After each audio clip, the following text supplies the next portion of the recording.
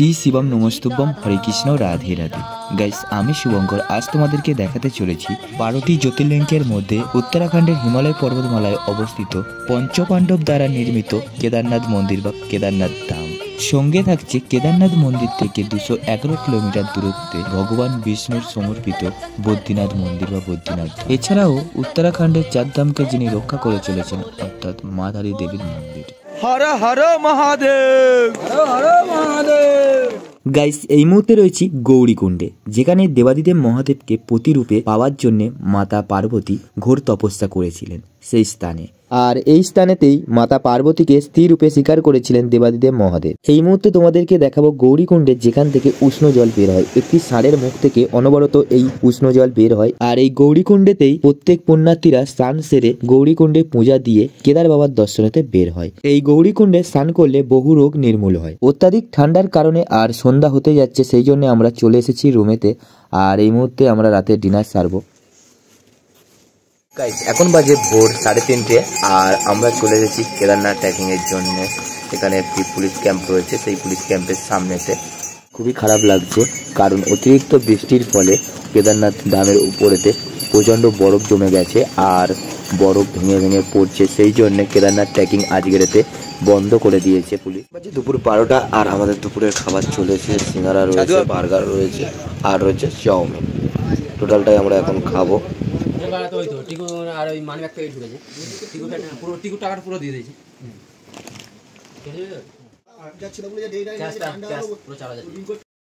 দুদিন ধরে গৌরীকুণ্ডে আটকে থাকার পর ফাইনালি ওয়েদার চেঞ্জ হওয়ার কারণেতে প্রত্যেক পুণ্যার্থীদেরকে কিন্তু কেদারনাথ মন্দিরেতে যাওয়ার জন্য ছেড়ে দেওয়া হয়েছে। আমরাও এখন ধীরে ধীরে গৌরীকুণ্ড থেকে পায়ে হেঁটে চলেছি কেদার বাবার দর্শনে। কেদার বাবার কাছে যেসব পুণ্যার্থীরা আসছো, তাদের কাছে বিনীত নিবেদন, যারা আসছো বা যারা আসবে বলে সিদ্ধান্ত নিয়েছো, তাদেরকে একটা কথাই বলবো, অবলা পানিকে কষ্ট দিয়ে কেদার বাবার দর্শন করাটা ঠিক বলে আমি মনে করি না। যতটা পারবে পায়ে হেঁটে আসার চেষ্টা করো। অবলা জীবকে কষ্ট দিয়ে তাদের পিঠে করে এসে কখনোই কেদার বাবার কৃপা লাভ করা সম্ভব নয়, কারণ জীবের মধ্যেই শিবের বসবাস। আর জীবকে কষ্ট দিয়ে কখনো শিবকে লাভ করা অসম্ভব ব্যাপার। যদি জীবকে ভালোবাসতে পারেন, স্বয়ং দেবাদিদেব মহাদেবী একদিন আপনার সামনে প্রকট হয়ে যাবেন। রাধে রাধে। ফাইনালি 22 কিলোমিটার পায়ে হেঁটে চলে এলাম কেদার বাবার মন্দিরের সম্মুখে। এখন বাজে সন্ধ্যা 8টা থেকে 8:30। মন্দিরের দোর এই মুহূর্তে বন্ধ হয়ে গেছে। আর রাতের নাইট ভিউটা দেখতেই পাচ্ছ, কি অপূর্ব লাগছে।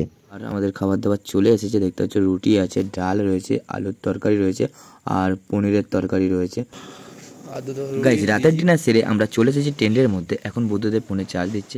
Good morning. এখন বাজে ঘড়িতে 5টা আর এই মুহূর্তে চলে এসেছি কেদার বাবার দর্শনের জন্য লাইনে দাঁড়াতে, কারণ অত্যাধিক পরিমাণে লাইন পড়ে কেদার বাবার দর্শনের জন্য। সেই জন্য তাড়াতাড়ি আমরা চলে এসেছি কেদার বাবার দর্শনের জন্য লাইনে দাঁড়াতে। এই মুহূর্তে রয়েছে ঠিক কেদার বাবার মন্দিরের সম্মুখে। এই মুহূর্তে প্রবেশদ্বারের সামনেতে রয়েছে আর মন্দিরটা তোমাদেরকে দেখাই, কত সুন্দরভাবে কিন্তু সাজানো হয়েছে মন্দিরটাকে। আর সামনেতে দেখতে পাচ্ছ কত লোক শুধু কিন্তু এই কেদার বাবার দর্শনের লাগে লাইনেতে দাঁড়িয়েছে। টোটালটা তোমাদেরকে ঘুরে ঘুরে দেখায়। সামনেই রয়েছে নন্দী মহারাজের মূর্তি আর কত মানুষ শুধু রয়েছে, শুধু দেখো। তোমাদেরকে একটু দেখানোর চেষ্টা করি আমি। প্রচণ্ড ভিড় আর প্রচণ্ড ঠেলাঠেলি হচ্ছে, তবুও তার মাঝখানে যতটা পারি ততটাই তোমাদেরকে দেখিয়ে।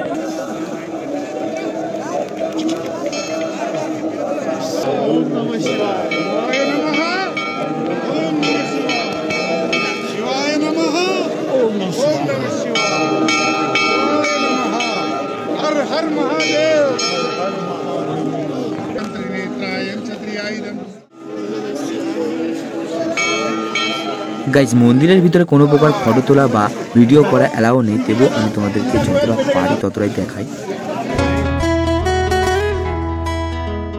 ফাইনালি কেদার বাবার কৃপাতে কেদার বাবাকে সুন্দরভাবে দর্শন করতে পেরেছি এবং কেদার বাবাকে জড়িয়ে ধরে পূজা করতে পেরেছি। খুবই ভালো লাগছে। কেদার বাবাকে এত সুন্দরভাবে এত কাছ থেকে দেখতে পাবো এবং তাকে জড়িয়ে ধরতে পারবো আমি স্বপ্নেও ভাবিনি। সবই কেদার বাবার ইচ্ছা।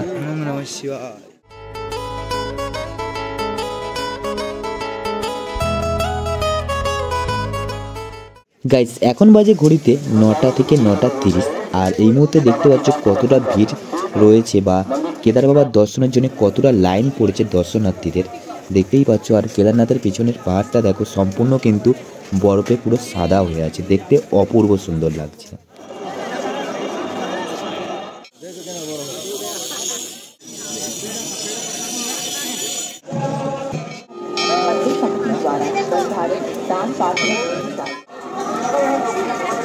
কেদারনাথ মন্দির এবং কেদার বাবাকে ভালোভাবে দর্শন করে এবং বাবার কাছে পূজা দিয়ে বাবাকে প্রণাম সেরে এখন আমরা ধীরে ধীরে গৌরীকুণ্ডের দিকে নেমে যাচ্ছি, কারণ আমাদেরকে আবার বদ্রীনাথ ধামে যেতে হবে। সমস্ত কিছুটাই তোমরা দেখতে হবে এই ভিডিওতে। গাইস, এই মুহূর্তে আমি রয়েছি হিমালয় পর্বতের নরনারায়ণ পর্বতমালায় অবস্থিত পবিত্র বদ্রীনাথ ধাম, যেটি ভগবান বিষ্ণুর সমর্পিত মন্দির। উত্তরাখণ্ডের চামেলি জেলাতে অবস্থিত এই বদ্রীনাথ ধাম। হিন্দু পুরাণ মতে ভগবান বিষ্ণু এখানে স্বয়ং প্রকট হয়েছিলেন। এই বদ্রীনাথ ধাম গঙ্গা নদীর মুখ্য ধারার ঠিক কিনারেতেই অবস্থিত। বদ্রীনাথ ধামকে সৃষ্টির 8 নম্বর বৈকুণ্ঠ ধাম মানা হয়েছে, যেখানে ভগবান শ্রী বিষ্ণু 6 মাস জেগে থাকেন এবং 6 মাস নিদ্রাতে থাকেন। বদ্রীনাথ ধামের মূর্তি শালগ্রাম শিলা দিয়ে তৈরি, যেটি চতুর্ভুজ ধ্যান মুদ্রাতে রয়েছে। গাইস, এই মুহূর্তে রয়েছে বদ্রীনাথ ধামের সম্মুখে। এই মুহূর্তে দেখতেই পাচ্ছ বাইরের যে মনোমুগ্ধকর পরিবেশ, সেটা কিন্তু অপূর্ব সুন্দর লাগছে। আর পাহাড়ের উপরেতে কিন্তু বরফ পড়ে রয়েছে, আর তার উপরে ঠান্ডা আবহাওয়া রয়েছে, ঠান্ডা হাওয়াও লাগছে গায়ে। এখানে এতটা ঠান্ডা হবে আমি ভাবতে পারিনি, সেই জন্য আমি সোয়েটারটা আনিনি, গাড়িতেই রেখে দিয়ে এসেছি। আর এখানে এসে বুঝতে পারছি এখানে ঠান্ডা ভীষণ রয়েছে।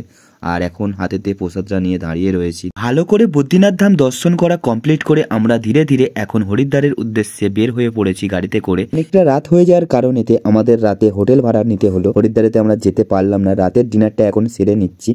গুড মর্নিং, এখন বাজে সকাল 9টা, আর এই মুহূর্তে আমরা হরিদ্বারের উদ্দেশ্যে আবারও রওনা দিলাম।